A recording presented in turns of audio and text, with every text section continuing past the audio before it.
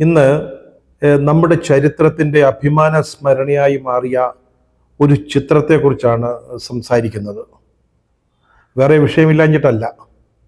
നടുറോഡിൽ, തിരക്കേറിയ നടുറോഡിൽ പന്തല് കെട്ടി പാർട്ടി സമ്മേളനം നടത്തിയതിൻ്റെ പേരിൽ നമ്മുടെ ഭരണകക്ഷിയായ CPM-ൻ്റെ സംസ്ഥാന സെക്രട്ടറി MV ഗോവിന്ദൻ അടക്കം നാളെ പ്രതിക്കൂട്ടിൽ കയറി നിൽക്കാൻ പോകുന്നതിനെക്കുറിച്ച് പറയാവുന്നതാണ്.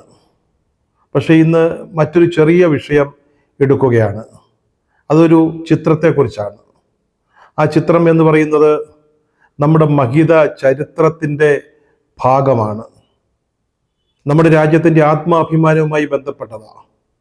നമ്മുടെ ചരിത്രത്തിൻ്റെയും ചരിത്ര വിധാതാക്കളുടെയും ഭാഗമായതുകൊണ്ടാണ്. അതോടൊപ്പം തന്നെ നമ്മുടെ രാഷ്ട്രീയ നേതൃത്വത്തിൻ്റെ അല്പത്തം നിറഞ്ഞ മനസ്സ്, അല്ലെങ്കിൽ നികൃഷ്ട രാഷ്ട്രീയ മനസ്സ് എങ്ങനെ അത്തരത്തിലുള്ള ഒരു ചരിത്രപരമായ ഒരു ചിത്രത്തെ തമസ്കരിക്കാൻ ശ്രമിക്കുന്നു എന്നുള്ളതിൻ്റെ ഒരു ദൃഷ്ടാന്തം കൂടിയാണ്.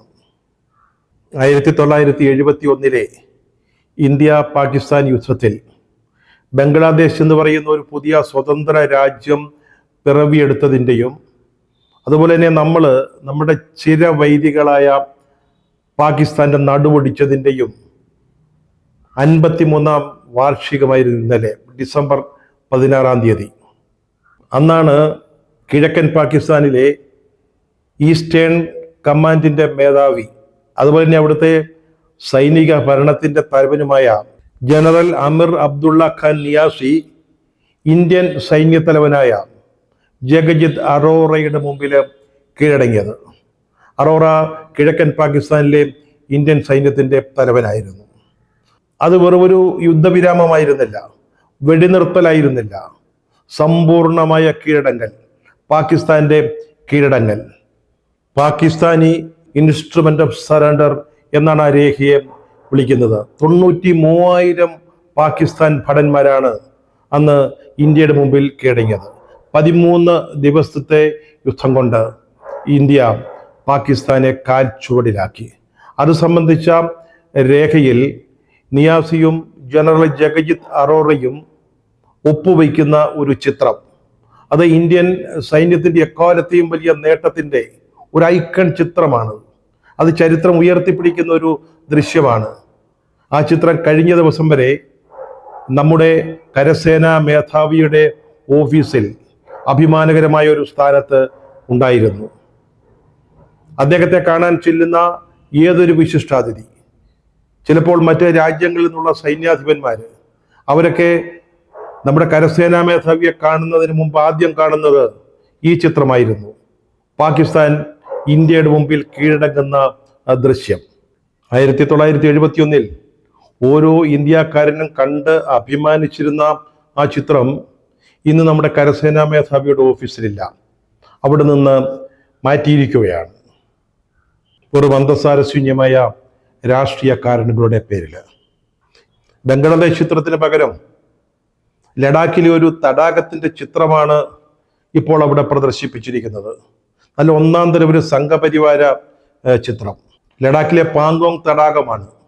അതിൻ്റെ കരയിൽ ടാങ്കുകളും ഹെലികോപ്റ്ററുകളും കിടക്കുന്നതായി കാണാം. അതുപോലെ തന്നെ തേരേറിയ ഒരു യോദ്ധാവിൻ്റെ ചിത്രമുണ്ട്. ഒപ്പം കാവിയുടുത്ത ഒരു സന്യാസി. ധർമ്മത്തോട് രാജ്യത്തിൻ്റെ കമ്മിറ്റ്മെൻ്റാണ് ഈ ചിത്രത്തിൽ തെളിയുന്നതെന്ന് സൈന്യത്തിൻ്റെ വക്താക്കൾ ഇപ്പോൾ വിശദീകരിക്കുന്നുണ്ട്.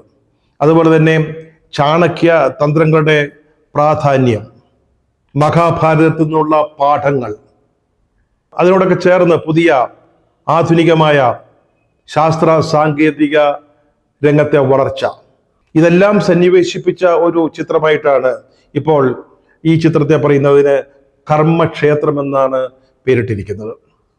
ഇതൊക്കെ ചരിത്രത്തെ തമസ്കരിക്കാനും ബംഗ്ലാദേശ് വിജയത്തിൻ്റെയും ഇന്ദിരാഗാന്ധിയുടെയും പൈതൃകം ഇല്ലാതാക്കാനുമുള്ള വില കുറഞ്ഞ രാഷ്ട്രീയ തന്ത്രങ്ങളാണെന്ന് ആർക്കാണ് മനസ്സിലാവാത്തത്? ചിരപുരാതന വൈരികളായ പാകിസ്ഥാന്റെ നടുവൊടിച്ചു, അവരെ കീഴടക്കി എന്നുള്ളത് മാത്രമായിരുന്നില്ല ഈ യുദ്ധത്തിന്റെ വിജയം. അവിടെ ഒരു ജനാധിപത്യ രാഷ്ട്രം ഉദയം ചെയ്യുക കൂടെയായിരുന്നു. പിന്നീട് ബംഗ്ലാദേശിന്റെ നിലപാടുകളിലൊക്കെ മാറ്റം വന്നു എന്നുള്ളത് മറ്റൊരു കഥയാണ്. ബംഗ്ലാദേശ് ഉണ്ടായതിനൊപ്പം തന്നെ ഇന്ത്യക്ക് രണ്ട് ഇടങ്ങളിൽ നിന്ന് ശത്രുക്കളെ നേരിടേണ്ടി വരുന്ന ഒരു അവസ്ഥ, പടിഞ്ഞാറൻ പാകിസ്ഥാനും കിഴക്കൻ പാകിസ്ഥാനും, ആ ഒരു അവസ്ഥ, രണ്ട് യുദ്ധമുഖങ്ങളെ നേരിടേണ്ടി വരുന്ന ഒരു സൈനികമായി വളരെ ബുദ്ധിമുട്ടുള്ള ഒരു സാഹചര്യമാണ് ശാശ്വതമായിട്ട് നമ്മൾ ഒഴിവാക്കിയത്. ആ വിജയത്തെയാണ് ഇപ്പോൾ തമസ്കരിക്കാൻ BJP സർക്കാർ ശ്രമിക്കുന്നത്. അതെന്തുകൊണ്ടാണ്? ഈ വിജയം നേടിയത് ഇന്ദിരാഗാന്ധിയാ. അതവർക്ക് സമ്മതിച്ചു തരാൻ അല്ലെങ്കിൽ സഹിക്കാൻ കഴിയുന്നില്ല. ഇന്ദിരാഗാന്ധി നെഹ്റുവിന്റെ മകളാണ്. നെഹ്റുവും ഇന്ദിരാഗാന്ധിയും ഒക്കെ കോൺഗ്രസിന്റെ ഗവൺമെന്റുകളെ നയിച്ച ആളുകളാണ്. അവരുടെ നേട്ടങ്ങൾ അത് രാജ്യത്തിൻ്റെതാണ്, അവരുടെ വ്യക്തിപരമായ നേട്ടങ്ങളല്ല. എന്നിട്ടുകൂടി അംഗീകരിക്കാൻ ഈ ഗവൺമെന്റ്, BJP സർക്കാർ, മോദിയുടെ ഗവൺമെന്റ് തയ്യാറാവുന്നില്ല എന്നുള്ളതാണ് ഇത്തരം സംഭവങ്ങളിൽ നിന്ന് അല്ലെങ്കിൽ ഇത്തരം പ്രവർത്തികളിൽ നിന്ന് നമുക്ക് വായിച്ചെടുക്കാൻ കഴിയുന്നത്. പാകിസ്ഥാന്റെ ഉരുക്കുമുഷ്ടിയിൽ കഴിഞ്ഞിരുന്ന കിഴക്കൻ പാകിസ്ഥാനിലെ ജനാധിപത്യ വിശ്വാസികളായ അല്ലെങ്കിൽ സ്വാതന്ത്ര്യ ദാഹികളായ ആളുകൾക്ക് അന്ന് നേതൃത്വം കൊടുത്തത് ഷെയ്ഖ് മുജിബുർ റഹ്മാനായിരുന്നു. അദ്ദേഹത്തിന്റെ അവാമി പാർട്ടി ആയിരുന്നു. 1971 മാർച്ച് 7 മുജിബുർ റഹ്മാൻ ബംഗ്ലാദേശിന്റെ സ്വാതന്ത്ര്യം പ്രഖ്യാപിക്കുന്നത്. അതിനുശേഷം മുജിബുർ റഹ്മാന്റെ അല്ലെങ്കിൽ അവാമി ലീഗിന്റെ നേതൃത്വത്തിലുള്ള മുക്തി ബാഹിനിയും പാകിസ്ഥാൻ സൈന്യവും തമ്മിൽ നിരന്തരം സംഘർഷങ്ങൾ നടക്കുകയായിരുന്നു. പക്ഷേ അപ്പോഴെല്ലാം അവർക്ക് സഹായമായി നിന്നത് ഇന്ത്യയാണ്. അവർക്ക് പരിശീലനം നൽകി. ഇന്ത്യൻ സംസ്ഥാനങ്ങളിൽ തന്നെ പരിശീലന ക്യാമ്പുകൾ തുറന്ന് മുക്തി ബാഹിനിക്ക് വേണ്ട പരിശീലനം നൽകി. മുജിബുർ റഹ്മാന്റെ നേതൃത്വത്തിലുള്ള താൽക്കാലിക ഭരണകൂടത്തിന്റെ ആസ്ഥാനം കൽക്കത്തയിൽ പ്രവർത്തിക്കാൻ അനുവദിച്ചു. സാമ്പത്തികവും സൈനികവുമായ സഹായങ്ങൾ നൽകി. അങ്ങനെ പിന്നിൽ നിന്ന് മുജിബുർ റഹ്മാന് വേണ്ട എല്ലാ സഹായങ്ങളും ചെയ്തു കൊടുത്തത് ഇന്ദിരാഗാന്ധിയുടെ ഇന്ത്യ ആയിരുന്നു. പക്ഷേ ഡിസംബർ 3 വടക്കേ ഇന്ത്യയിലെ ചില വ്യോമസേനാ താവളങ്ങളിൽ, ഇന്ത്യയുടെ താവളങ്ങളിൽ പാകിസ്ഥാൻ ആക്രമണം നടത്തിയതോടെ സ്ഥിതി മാറി. ചിത്രം വ്യത്യസ്തമായി. ഇന്ത്യ നേരിട്ട് യുദ്ധത്തിലേക്ക് പ്രവേശിക്കുകയാണ്. ജഗദീഷ് സിംഗ് അറോറയുടെ നേതൃത്വത്തിൽ ഇന്ത്യൻ പട്ടാളം, അതിന് നേതൃത്വം കൊടുത്തുകൊണ്ട് ജനറൽ സാം മനക്ഷ 13 ദിവസത്തെ യുദ്ധമേ വേണ്ടി വന്നുള്ളൂ. മുക്തി ബാഹിനിയുടെ സഹായത്തോടെ ഡിസംബർ 16 ഇന്ത്യൻ പട്ടാളം ധാക്ക പിടിച്ചു.